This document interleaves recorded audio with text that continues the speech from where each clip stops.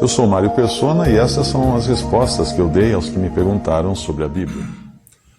No versículo 9 de Mateus, capítulo 9, nós vamos ver o chamado do autor do Evangelho de Mateus, Evangelho segundo Mateus. E Mateus era um coletor de impostos, judeu.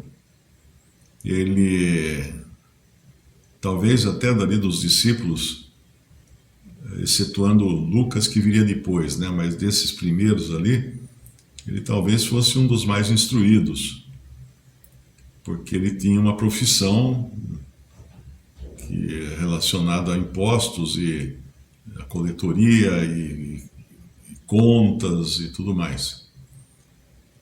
E ali no versículo 9 fala: Jesus, passando adiante dali, viu assentado na recebedoria, aqui no interior a gente acho que chamava coletoria, né, de impostos, um homem chamado Mateus, e disse-lhe: segue-me. E Mateus falou: preciso primeiro ligar para minha família aqui, tem umas coisas para resolver. Não.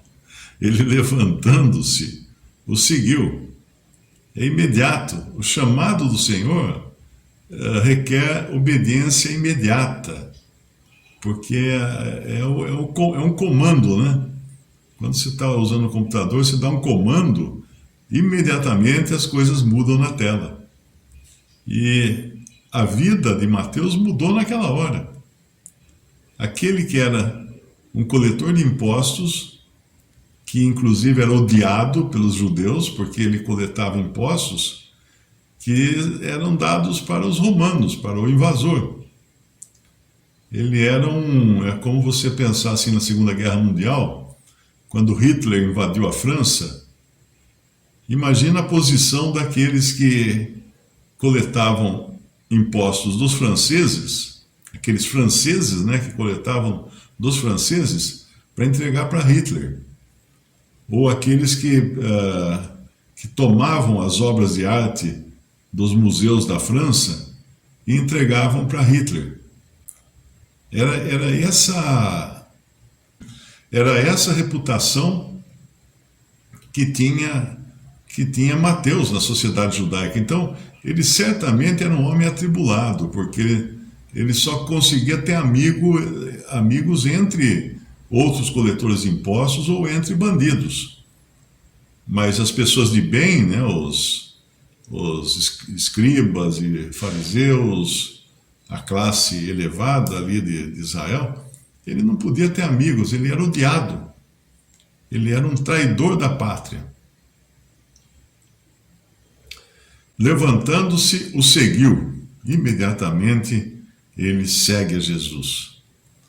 E no versículo 10, e aconteceu que, estando ele em casa, sentado à mesa, chegaram muitos publicanos e pecadores e sentaram-se juntamente com Jesus e seus discípulos. Eu creio que aqui ele está falando do que aconteceu em Lucas capítulo 5, versículo 29.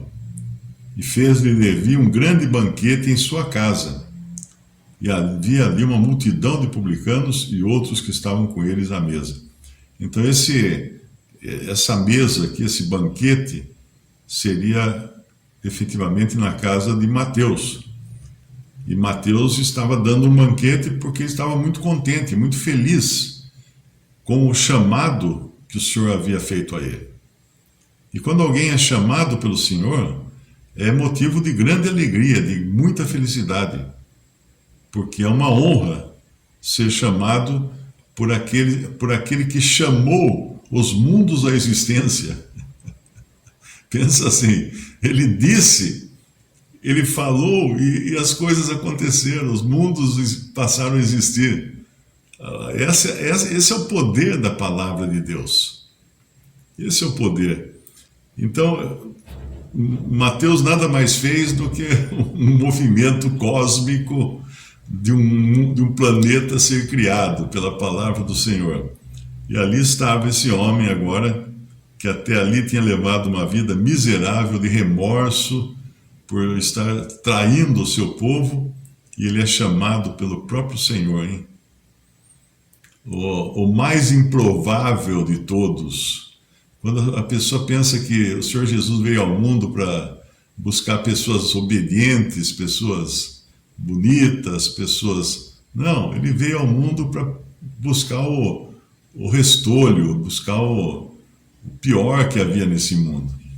É para esses que ele veio. E aqui tem na casa de Mateus agora, está tendo um banquete e tem uma multidão de publicanos e pecadores. Esses publicanos são então os outros coletores de impostos também. E sentaram-se juntamente com Jesus e seus discípulos. Versículo 11: os fariseus, vendo isto, disseram aos seus discípulos: por que come o vosso mestre com publicanos e pecadores? Jesus, porém, ouvindo, disse-lhes: não necessitam de médico os sãos, mas sim os doentes. Ide, porém, e aprendei o que significa misericórdia quero, e não sacrifício, porque eu não vim a chamar os justos, mas os pecadores ao arrependimento. O Senhor não desperdiça o seu chamado com quem se acha justo. Ele vai direto no ponto daqueles que realmente sabem a condição em que estão, sabem que são pecadores, sabem que não tem cara para se apresentar diante de Deus. Esses ele vai. Essa semana até uma pessoa fez um comentário num dos meus vídeos, numa publicação, e demonstrava assim não ter qualquer interesse na palavra de Deus, né? Daí eu falei para ele, você é mortal, né? Você vai ter que um dia dar contas a Deus, né? Não creio em nada disso.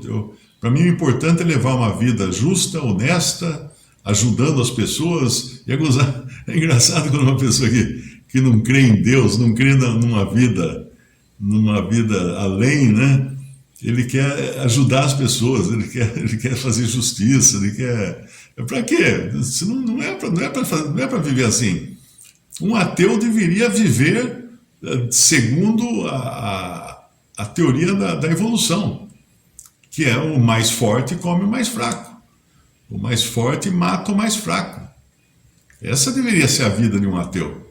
Por que ele vive de maneira moral? Não é? O que acontece? Ele tem uma consciência. É isso que acontece. A consciência dele acontece. E no fundo, a hora que põe a cabeça no travesseiro, ele sabe que não acaba aqui. Ele sabe que não termina aqui. Porque Deus colocou a eternidade no coração do homem. Então ele sabe que a vida não é só isso. E esse sentimento que Deus colocou no coração do homem, de perpetuar a existência do homem, é a razão dos homens desejarem sempre deixar uma marca nessa vida, nesse planeta. Então, para isso se constroem bustos, né, de pessoas famosas, se constrói estátuas, ou o cara cria uma fundação para ajudar os necessitados.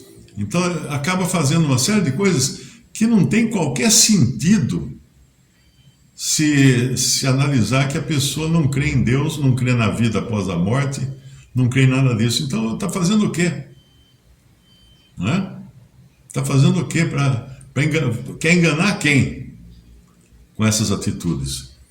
Então aqui o Senhor deixa muito claro que ele veio chamar pecadores ao arrependimento.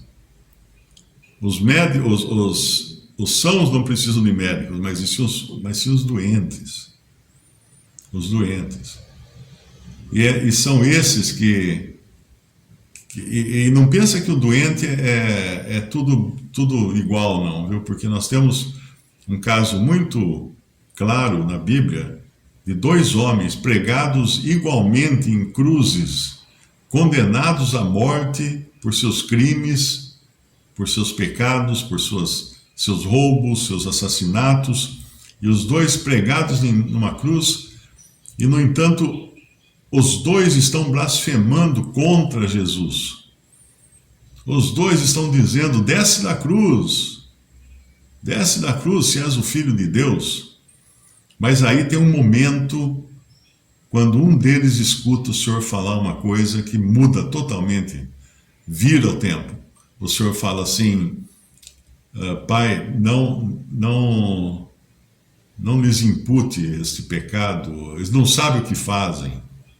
O Senhor fala palavras de perdão, de compaixão para com os seus algozes. E quando ele fala isso, essas palavras entram no coração de um dos ladrões como uma flecha quente, né? E ali ele se converte. Quando ele escuta as palavras de misericórdia e graça que saíram da boca de Jesus naquela derradeira hora. Aí ele se converte, aí ele fala pro outro ladrão, né? Nós estamos aqui porque merecemos, mas esse aí nenhum mal fez. Então ele reconhece a sua condição de pecador e depois ele reconhece que Jesus é o Salvador. Senhor, lembra-te de mim quando vieres no teu reino. E o Senhor não responde na medida que ele pediu. O Senhor não responde que eu vou lembrar de você quando vier no meu reino. Não, o Senhor responde muito mais alto. Hoje estarás comigo no paraíso. Então, tinha dois ladrões. E quando você pensa que um ladrão já não tem nem um pouco mais de brio, nem um pouco mais de orgulho, nem um pouco mais de dentro dele que ele queira defender a sua reputação, dizer que ele é alguma coisa, não adianta. Eles também têm o ego lá dentro, e têm o pecado, e têm o orgulho, e são enfermos precisando de médico. Mas alguns não admitem. Alguns não admitem isso. Então o Senhor deixa muito claro aqui, e ali estavam todos sentados com Mateus, né, publicanos e pecadores, não porque Mateus, ou o Senhor, né, que foi convidado, não porque o Senhor que foi convidado ali, gostasse de andar junto publicanos e pecadores, porque as piadas eram mais picantes, ou não, nada disso. Ele andava com eles para salvá-los. Ele ia buscá-los onde eles estavam. Eu me lembro, antes da minha conversão, eu tinha aquela ideia, né, que crente é um cara assim que vive de outro planeta, né, tal. Então eu estava ouvindo o evangelho na faculdade e tinha esse colega que me evangelizava, insistia comigo e eu retrucava e tal. E um dia eu estou indo assim, eu passei pela cantina da faculdade, eu estudava na Conselheiro Nébias, em Santos, e ali tinha a faculdade de arquitetura de um lado e a faculdade de direito do outro, e entre os dois prédios havia a cantina. Tinha assim um balcão tipo de bar, né, de lanchonete, com banquinhos. E eu ia passando por ali, eu vi o Fernando, que me evangelizava, sentado numa banqueta, no balcão, conversando com outro cara, uma garrafa de cerveja na frente, um copo de cerveja. Pensei comigo, né? Aquele pensamento pensamento maldoso do incrédulo que enxerga o crente como sendo um extraterreno, assim, um santarrão, né? Um cara que só falta por uma batina para virar padre. Aí eu peguei, disfarcei, fui chegando perto, né? Fui até o balcão, só para escutar, né, a conversa. Quando cheguei lá perto, ele estava descendo a palavra no cara. Porque você tem que crer em Jesus, porque ele morreu na cruz, não sei o quê. Ele estava pregando o evangelho. O cara acho que estava arrependido até o último fio de cabelo de ter convidado ele para tomar uma cerveja. Ele não esperava passar um sabão daquele. Então, aqui, são publicanos e são pecadores mesmo, com quem o Senhor caminha, com quem o Senhor se assenta para comer, mas não para entrar na deles, fazer o jogo deles. Não, porque ele queria salvá-los. Ele queria alcançá-los com o seu evangelho, com a sua graça, com a sua misericórdia. Ele era o médico disposto a curar os doentes. Mas os fariseus, claro, se achavam sãos, né? Por isso que o Senhor fala, não necessitam de médicos sãos. Eles achavam que eles eram sãos. Tem uma outra passagem, quando o Senhor vai contar a parábola do filho pródigo, e muita gente pensa que ali ele tá falando que o filho pródigo é o cara mau, né, da história, mas o cara mau da história não é o filho mais velho, porque esse não se reconhecia perdido, esse não se reconhecia pecador.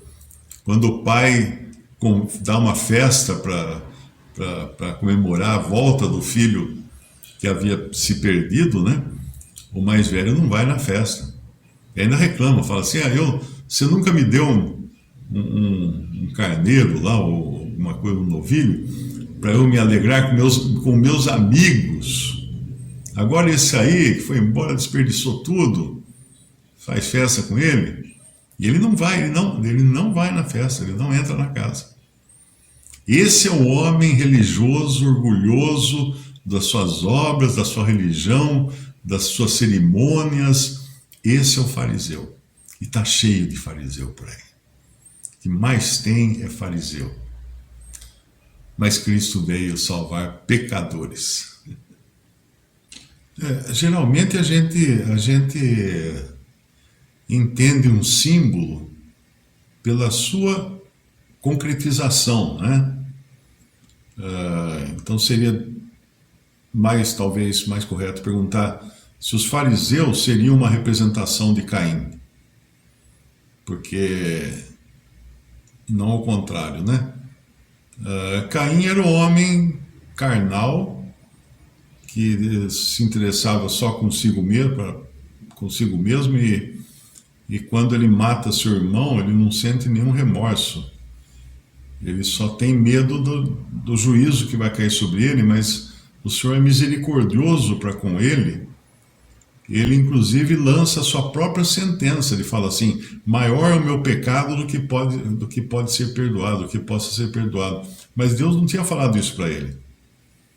Deus não tinha falado para ele que o pecado dele era tão grande que não podia ser perdoado. Se fosse, ele teria exterminado ele imediatamente depois que matou seu irmão. Mas Deus ainda buscava, com misericórdia e graça, ganhar Caim.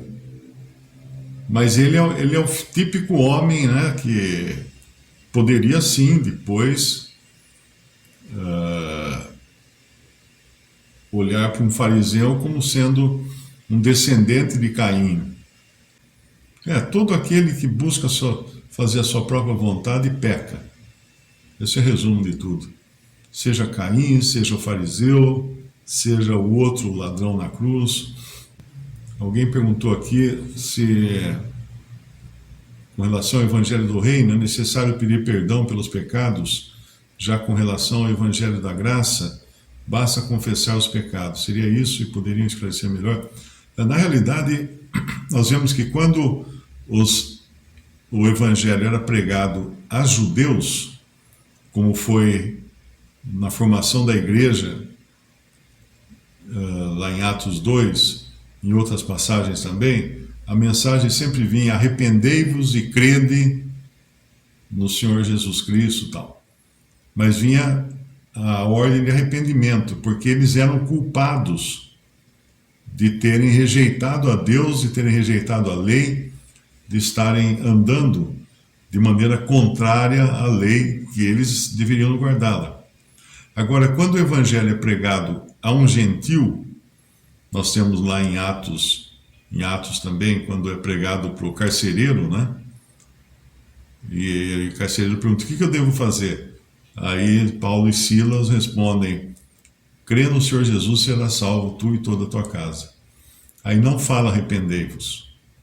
Porque você vai pregar um evangelho a quem não teve contato com a lei, ele vai arrepender de quê?